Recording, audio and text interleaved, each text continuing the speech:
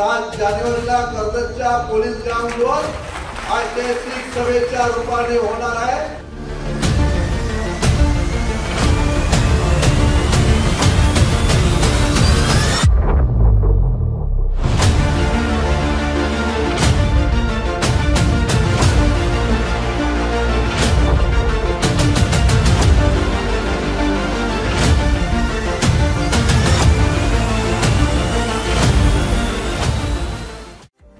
महाराष्ट्र नवनिर्माण सेना प्रणित महाराष्ट्र नवनिर्माण सहकार सेना यांच्या वतीनं निवासी मार्गदर्शन शिबिर 6 व 7 जानेवारी डिस्कवर रिसॉर्ट नेरळ तालुका कर्जत प्रमुख मार्गदर्शक राजसाहेब ठाकरे यांच्या शुभ हस्ते।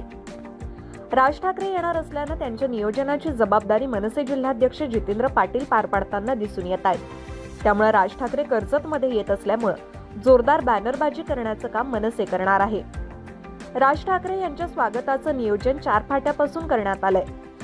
त्यामुळे जोरदार शक्ती प्रदर्शन करत असून आगामी काळामध्ये तालुक्यामध्ये मनसेची भूमिका या मेळाव्यातून स्पष्ट होणार आहे।